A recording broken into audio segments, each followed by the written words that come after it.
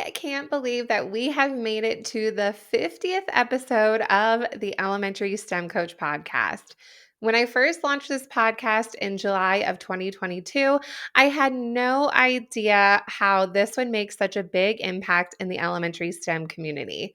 Not only am I able to help teachers like you with their elementary STEM journey, but I've also been able to make some awesome connections with a lot of you and other people who are supportive of STEM education.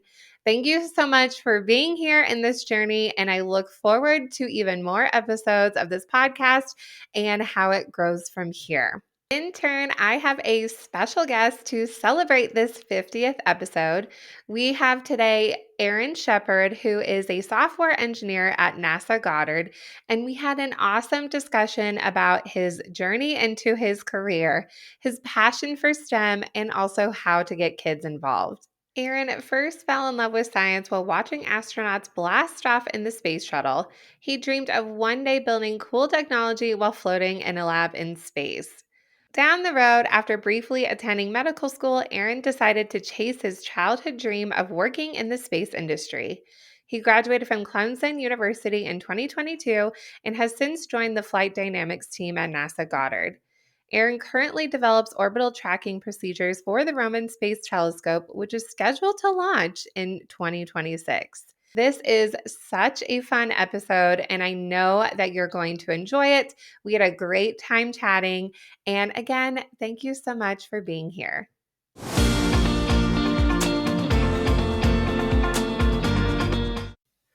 All right, Aaron. Well, thank you so much for being here today. I'm so excited to chat with you. I have met your wife through some fun business connections, and then she was telling me what you do with kids. And I was like, okay, I have to have your husband, Aaron, here on this podcast. And I didn't have you tell me too much before we started recording because I want to hear it as it comes.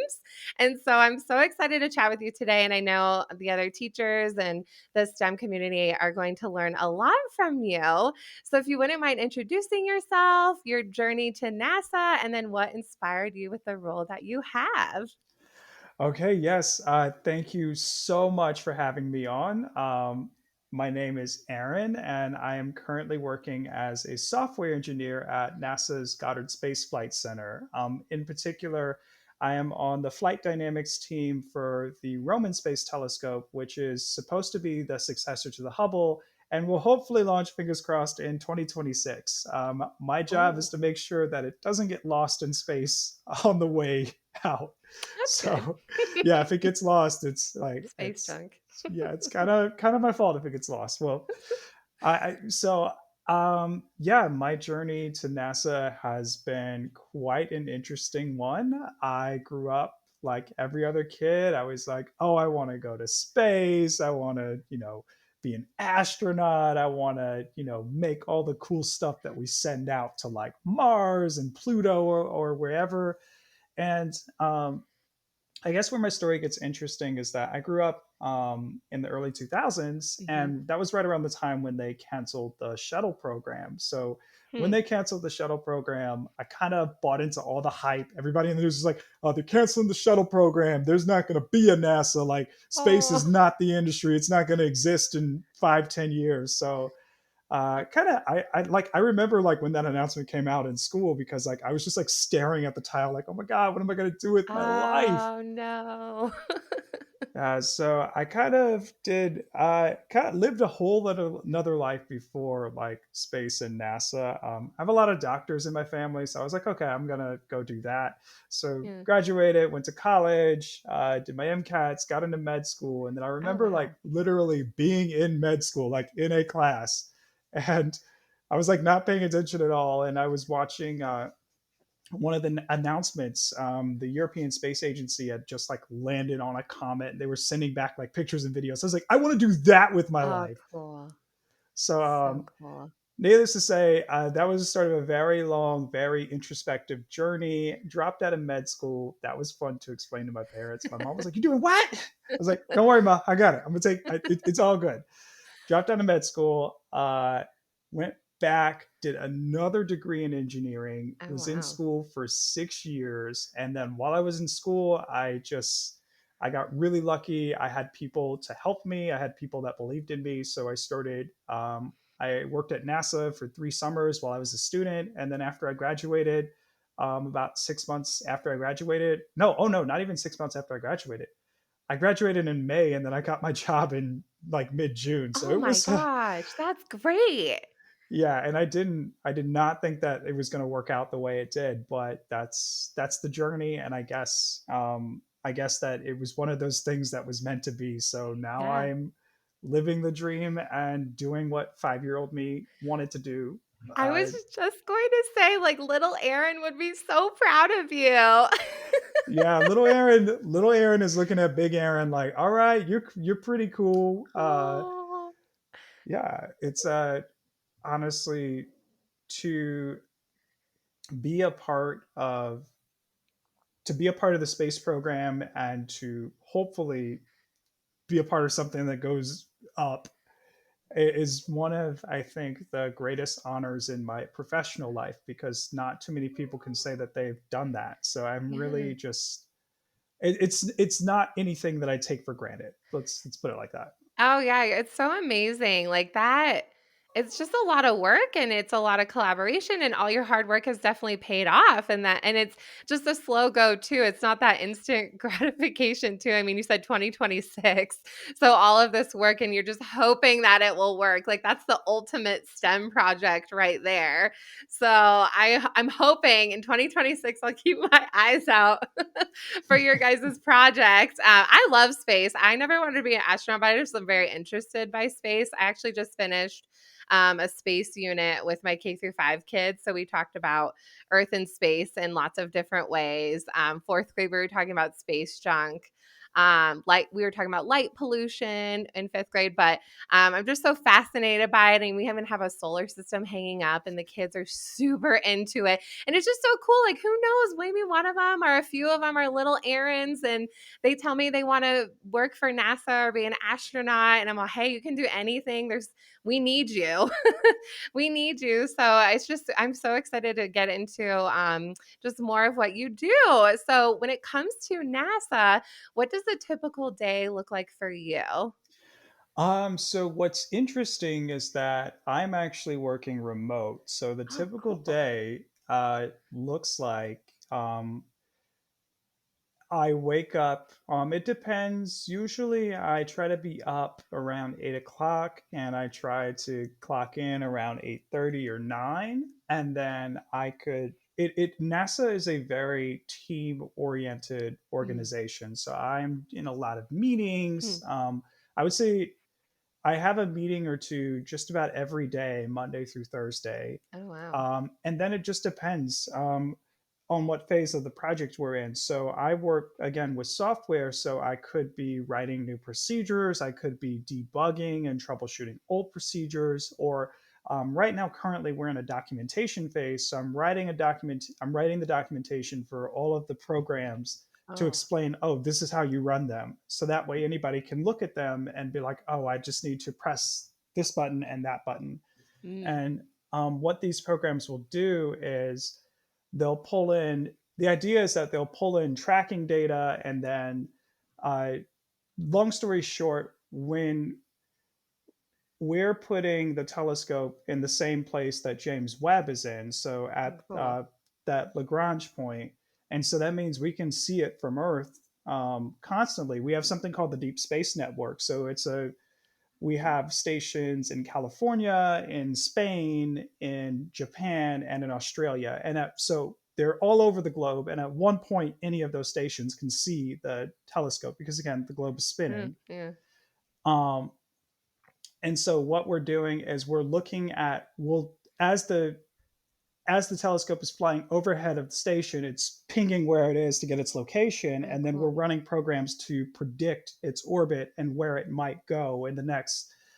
We can do anything from 3 days to 2 years. Oh.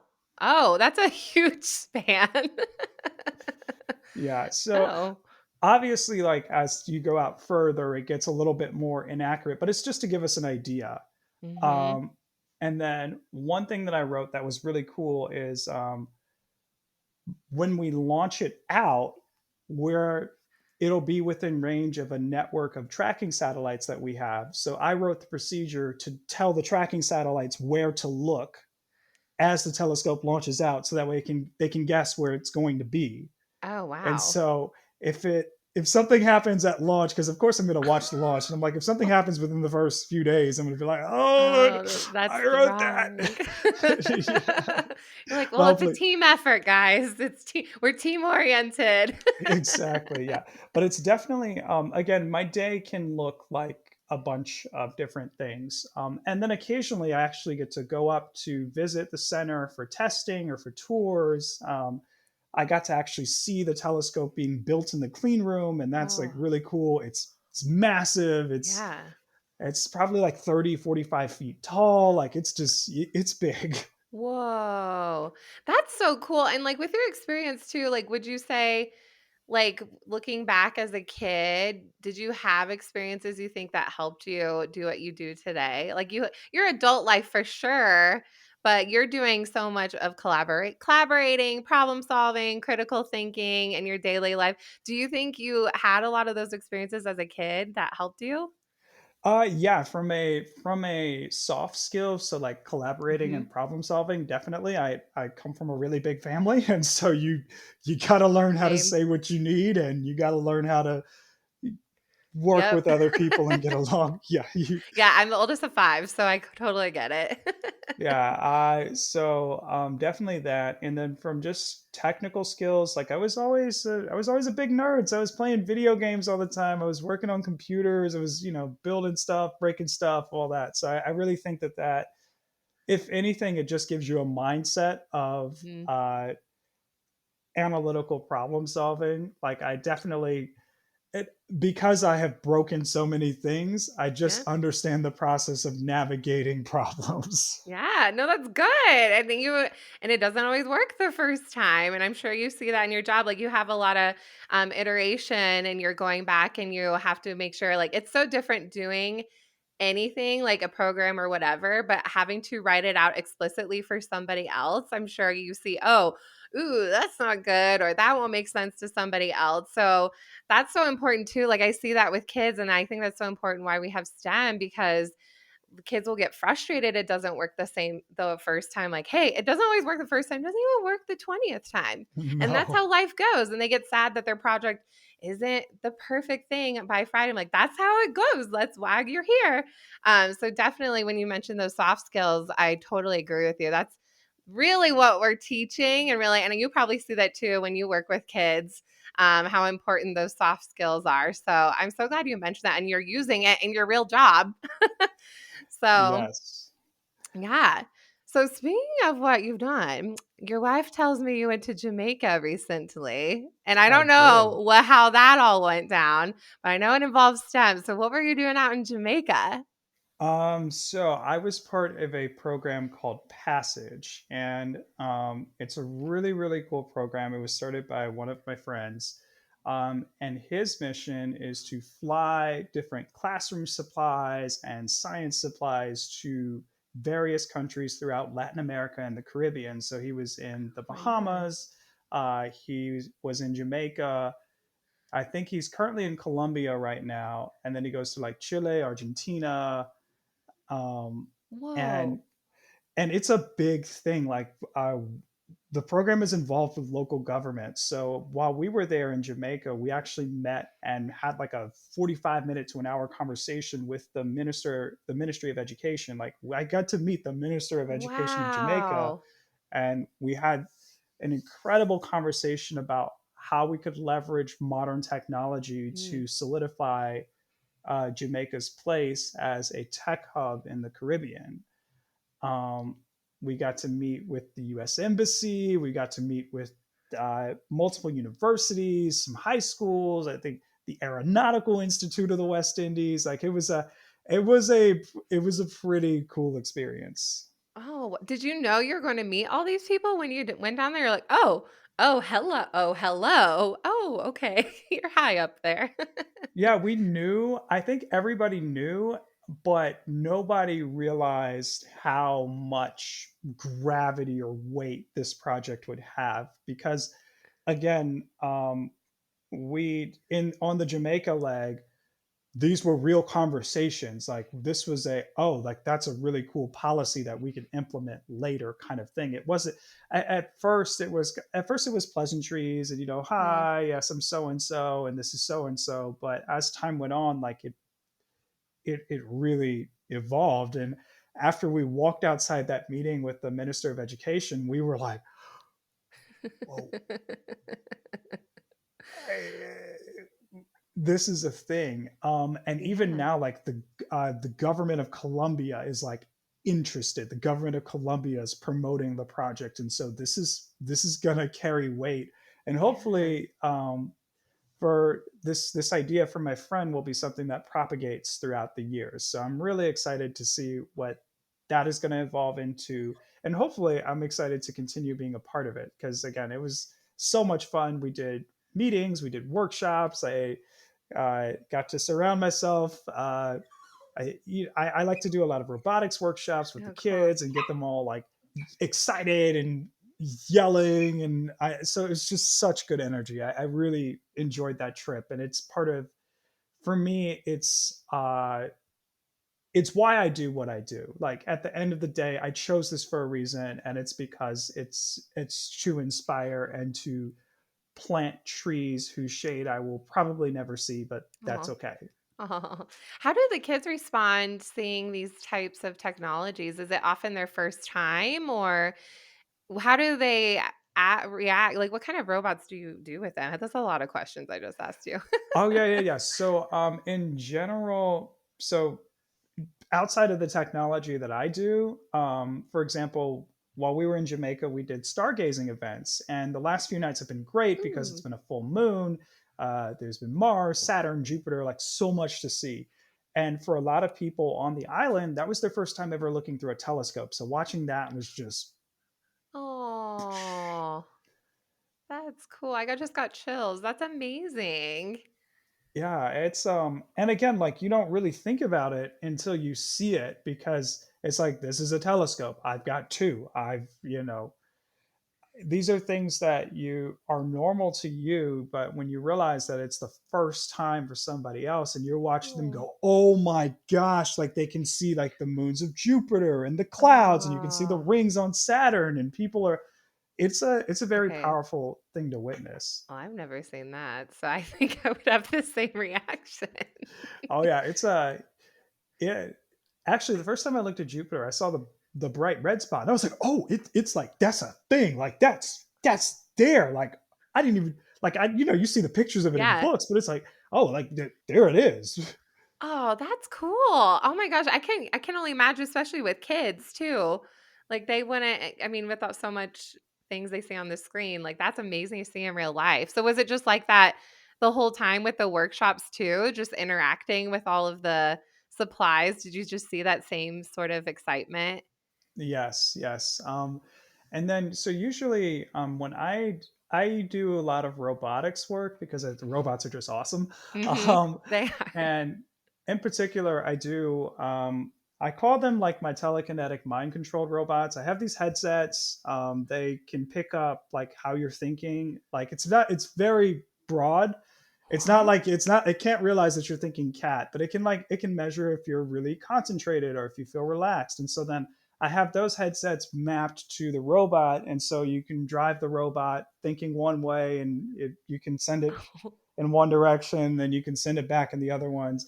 And like usually when I see that, kids are like, for the look is always like, what? And then when they do it, they're just like, what?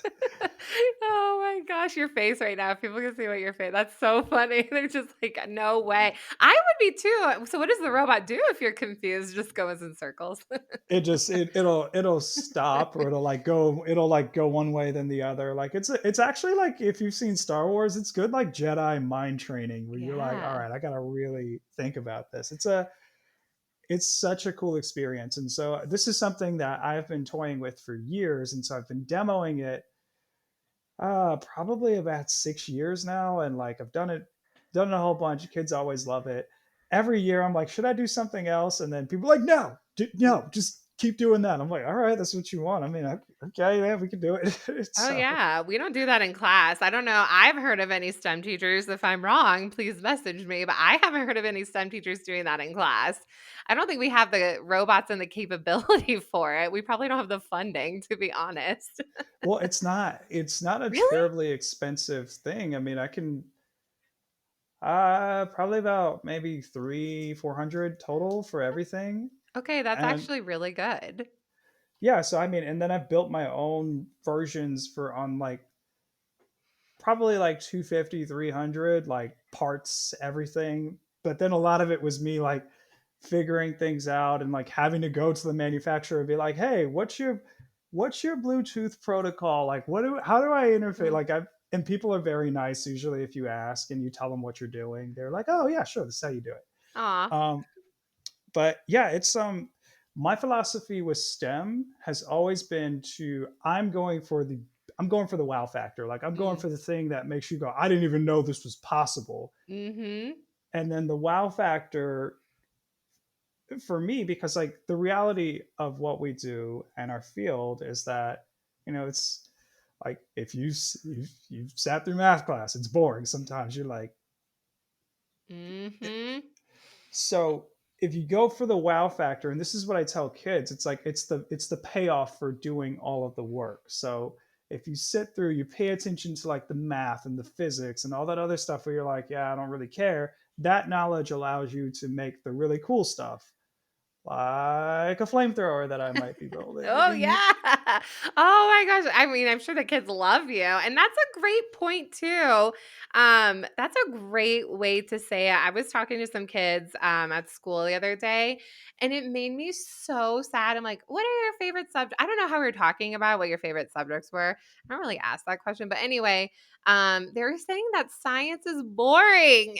Not STEM, not my class. Okay, that's the whole other thing. They didn't say my class, but science. I'm like, oh, that makes me so sad to hear that. And they were in second grade and they're all, yeah, it's boring. We just watch videos. I'm like, oh, no, no, no, no, no. So, yeah, I definitely agree with that wow factor and exposing kids to a lot of different things. All of my units are completely different because you never know what a kid is going to connect with. Some kids might like robots, some might like building with makerspace, some might like my STEM survival camp unit. So you never know what they're going to connect with. So I totally agree. The more obscure the better because there's usually no background knowledge, which is great because they have to learn to yeah. So I love how that's a great philosophy, like the wow factor. I love that.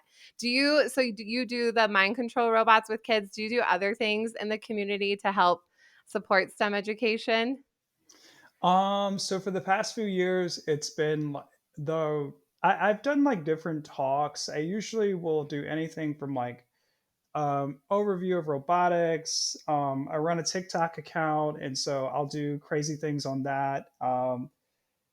One video that like went really really viral was I don't know if you remember the Oscars, but when Will Smith did the slap thing. Oh, So yeah, yeah, yeah. I like broke it down, like got out the physics, calculated like how hard it was. And it was one of those things where like it went viral. My mom called me. She was like, "Did you do that?" I was like, "Yes, mom." She was like, "That's hilarious." And so many comments because I do try to go through my comments. So many comments were like, "Wow, like I didn't even know. Like I'm gonna pay attention in class now. Like this is awesome." And that's what I'm going for.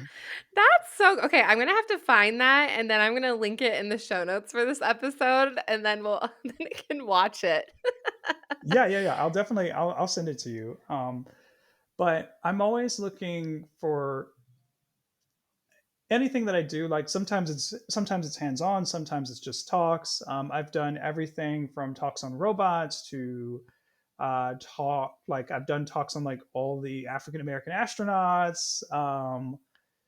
It just really depends. But my bigger kind of overarching goal, like the thing that is pushing why I do what I do, is that I want to promote science literacy and science appreciation. Mm, So, like, I'm not an artist, but I have an appreciation for art. I can look at it, I can understand the basic themes. Like, I'm sure you've done the same yes. thing where, like, you've gone to the museum and you can be like, oh, well, this is this is impressionism, or this is a representation of the blah blah blah that happened so and so time ago.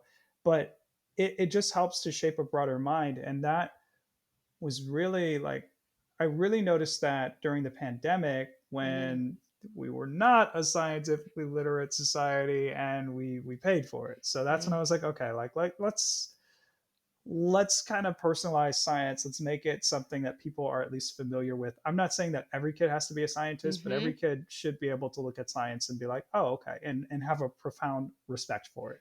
Oh, absolutely. All of my STEM lessons actually start with the science concepts and then weave in everything else because that's just how you what we talk about. We're exploring the world in different ways, and it's super important. And yeah, this is just part of just you being a human. So that's really great. But do you have any advice for kids or teachers? It could be separate or the same to help encourage them to help dream big, whether it is in STEM. You have great philosophies in STEM in general, and I hope people reach out to you. But what advice do you have?